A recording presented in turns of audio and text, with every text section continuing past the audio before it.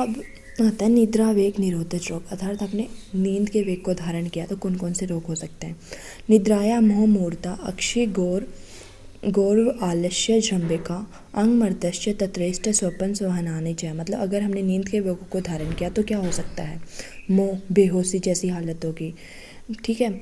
और सिर तथा आँखों में भारीपन, मतलब सिर में और आँखों में भारीपन होगा, आलस्य आएगा, बार बार जमाइयाँ आएंगी और अंगों में मसल देने की सी पीड़ा होती है। तो मोस्टली होता है जब हम लेट नाइट स्टडीज़ करते हैं एग्जाम्स में, तो हमें खुद को फील हो जाती है कि हम कैसे, हमें सिर में और आँखों में भारीपन सा फील होता है, एकदम आलस्य होता है, बार बार जमाइयाँ आती है। तो इसकी चिकित्सा कैसे करनी चाहिए कि रोगी को भरपूर सोने दें नींद आने के पहले या उसके बाद उसके हाथ पैर और सिर को दबाना चाहिए, जिसे हम एक तरीके से चंपी कह सकते हैं।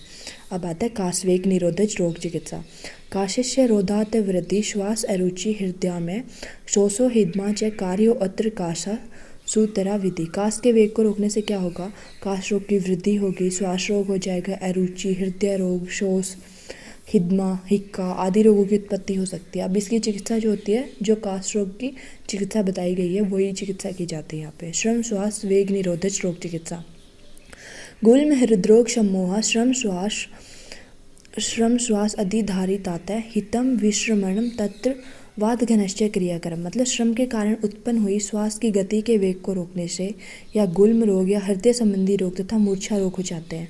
अब इनकी चिकित्सा क्या होगी कि हमें एक तो रोगी को विश्राम कराएंगे, दूसरा जो भी यहाँ पे सारे वातनाशक रोग उत्पन्न हुए हैं तो हम क्या करेंगे, वातनाशक अभ्यंग आदि उपचार करके वात का शमन करने की कोशिश करेंगे। अब आता है जृंभा वेग निरोधक रोग चिकित्सा। जृंभाया श्वद्रोग सर्वश्च अनिल जी विधृति। मतलब जम्बाई के वेग को रोकने के कारण क्या हो सकता है कि सिर में पीड़ा, कान आदि में, ज्ञानेंद्रियों में दुर्बलता, मन्या स्तंभ, अर्तित मतलब मुख प्रदेश का लकवा, ये विकार उत्पन्न हो जाते हैं और इन सभी रोगों की वातनाशक चिकित्सा करनी चाहिए। अब आता है अश्रु वेग निरोधक रोग चिकित्सा। अगर हमने आंसुओं के वेग को धारण किया तो कौन कौन से रोग उत्पन्न हो सकते हैं।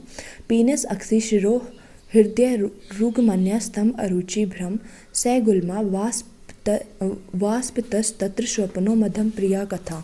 आंसुओं को वेग को रोकने के कारण क्या होगा, पीनस प्रतिशाय हो जाएगा, नेत्र रोग हो जाएगा, सिरोरोग हो जाएगा, हृदय रोग, मन्यस्तंभ, अरुचि, चक्रों का आना या गुल्म रोग की उत्पत्ति हो जाती है। इसकी चिकित्सा क्या करेंगे हम, उक्त रोग या रोगों के हो जाने पर रोगी को शयन कराएंगे या आसव अरिष्ट आदि का सेवन कराएंगे, उसको मनोहर कथाएं सुनाएंगे और समझाने बुझाने वाली बातें कहेंगे। अब आता है सर्दी वेग निरोधक।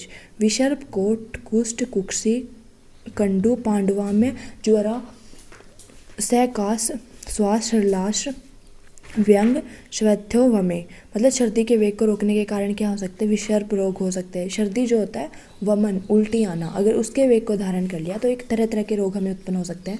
विसर्प रोग, कोठ कुष्ठ रोग, नेत्र रोग, कंडू पांडु रोग, ज्वर का श्वास जी मसलाना, व्यंग या सोत रोग हो जाते हैं। इनकी चिकित्सा क्या करेंगे हम, गंडूस धूमन आहारा रुक्षम भुक्त्वा तद्धुम व्यायाम श्रुतिरसस्य सस्तम चात्र विरेचनम क्षयसार लवणम तैल अभ्यंगार्थम च शस्यते। सर्दी के वेग को रोकने के कारण उत्पन्न रोगों की चिकित्सा में क्या कराएंगे हम, गंडूस धारण, धूमपान, उपवास, रुक्षणों का सेवन, भोजन करके तत्काल वमन करा देना, व्यायाम करना, विसर्प आदि में रक्तस्राव कराएं, विरेचन कराएंगे, क्षार एवं नमक युक्त तेल की मालिश कराएंगे। अब आता है शुक्र के वेग को धारण करने से उत्पन्न रोग।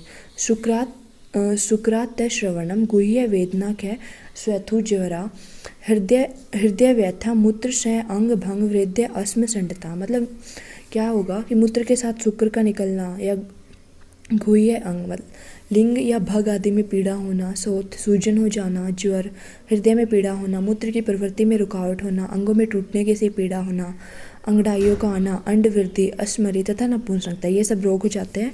इसकी चिकित्सा के लिए हम क्या करेंगे, रोगी को मुर्गी का मांस का सेवन कराएंगे या उत्तम कोटि की मध का सेवन कराएंगे, साली धान्य देंगे, उत्तर बस्ती करवाएंगे, अभ्यंग करेंगे, अवगाहन, बस्ती शोधक अर्थात मूत्र प्रवर्तक, गोखरू आदि से पकाए गए दुग्ध तथा प्रिय स्त्रियों का सेवन कराएंगे। यहाँ पे आपके कंप्लीट होते हैं सारे अधारणीय वेग।